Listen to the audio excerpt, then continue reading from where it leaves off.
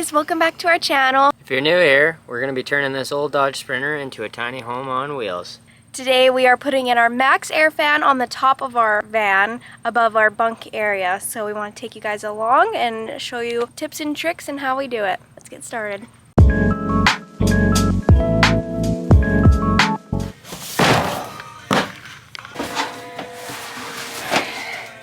Okay, so it comes with all this. This all pulls apart. You put this on the top and this goes through it. At least I think so. And then here's a bag of hardware.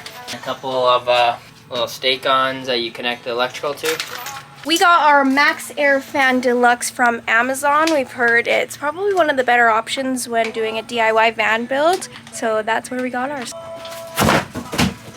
So this middle ridge is the center of the van. So I'm just gonna mark it, and then our template is 14 inches, and then probably drill holes at each one, or at least at each corner, and then probably trace it, and then I'll get on top of the roof and get the old jigsaw out and start chopping away. We're just gonna be making a little template here out of some cardboard. Our Max Fan didn't come with one, and then we're gonna do some marking on the roof.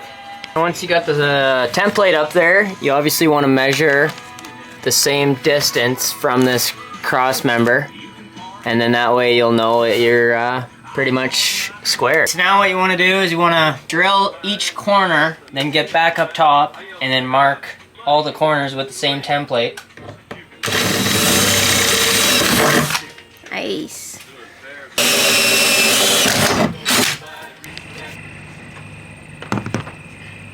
You know, always make sure you got 3 points of contact, right? You know, just good common knowledge. Never step on the top of the ladder except for when you need to get somewhere really high. So a lot of people, they have little catch bags right underneath the van there for when I'm using the jigsaw, but because our floor isn't really like fully finished, it's just plywood, we're just gonna sweep it out and call her good. But yeah, you know, what of you?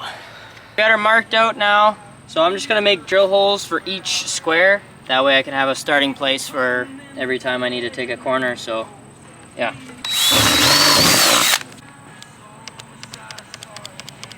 No, it's not plugged in down there. We had her all ran.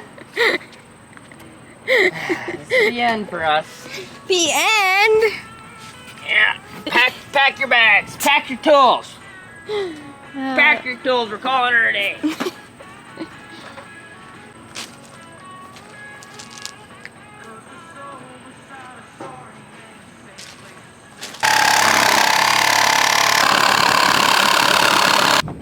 She's just hanging on by a thread, just this last corner.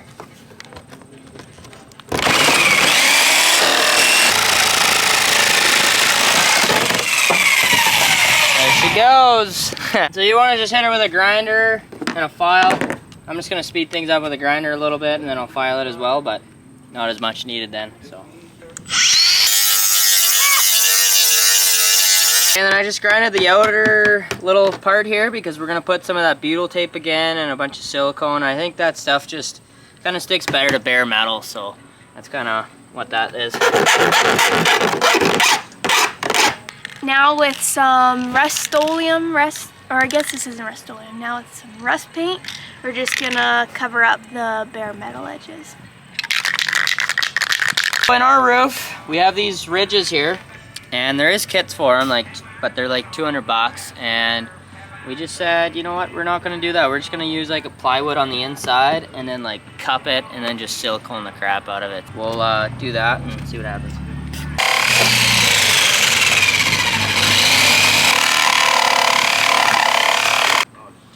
Okay, let's see how it fits now. Oh, much better. Nice and flush. Yeah. So we just got that little bit of a gap where we'll just have to throw a little extra silicone, but I think it's worth it. It'll save us a lot of horsing around. Mm-hmm. Because we made these little notches in the ceiling, we're gonna need something for the screw to grab onto. So we decide we are going to make a little, I don't know, square underneath our cutout with some plywood. So we're gonna cut that out, big square like this, and then we'll give it 2 or so inches and make a square within that, and that way the screws from the roof fan can can bite into it. So that's what we're doing right now.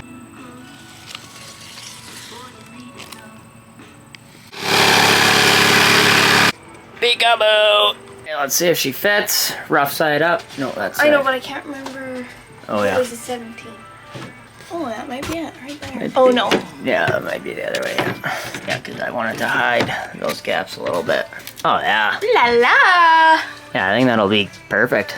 Okay, nice. Okay, and then you want to get the drill and just make pilot holes for each one of these little holes, and then it's just going to save you so much time later messing around with trying to get a screw through the metal here.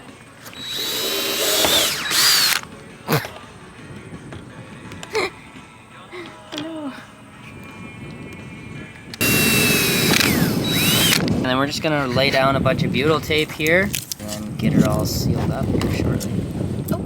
After that, you wanna layer it up with some lap sealant. Give it a good amount, not too much though.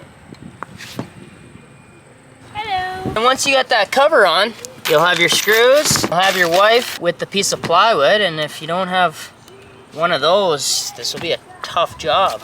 A wife or a piece of plywood? A wife. And so I did those pilot holes, and it just coming in,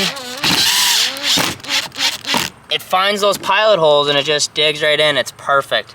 And always zigzag side to side here.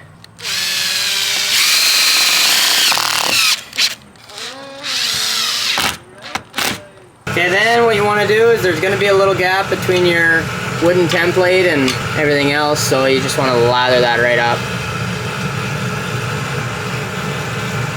Once you got it there, you want to just pop this thing right on in. Make sure that it falls in nicely. Was that nice there? Okay, cool.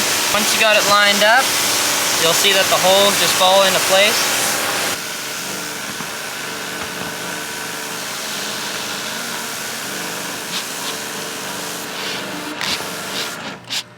All right, all 4 screws are in.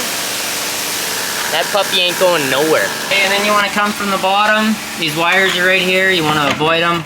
Make sure that they don't get pinched of any sort. And just pop this up. And then they have a couple screws. And there you go. That's your finished product. They'll hook up to your DC switches and all that electrical later. So we'll get there, and now we got our first fan. All right, folks. So then to test it without, you know, having to do all your wiring first and all that baloney, just throw on a couple of these little crimps here. You could even do it without the crimps, but, you know, I like wasting wire and stuff. And then for DC, you always got to remember the black is the positive, white's the negative here. So pop that in and then turn the fan on. Okay, maybe you do it. Okay. There we go. And there she spins. Right here is the MaxxAir Fan all finished. We put silicone all the way around the edges and on the bolts. It doesn't look very pretty, but we water tested it and she works good. We'd rather have a waterproof fan than a good looking one. Well guys, that's all we got for you today. Thank you so much for watching today's video. Yeah, you bet. So, you know, we're just piecing this thing together one piece at a time. Today was the fan. You know, that's just how the Lord works on us too. He just takes one thing at a time and just slowly works on us and just makes us his own amazing work piece. See you in the next video.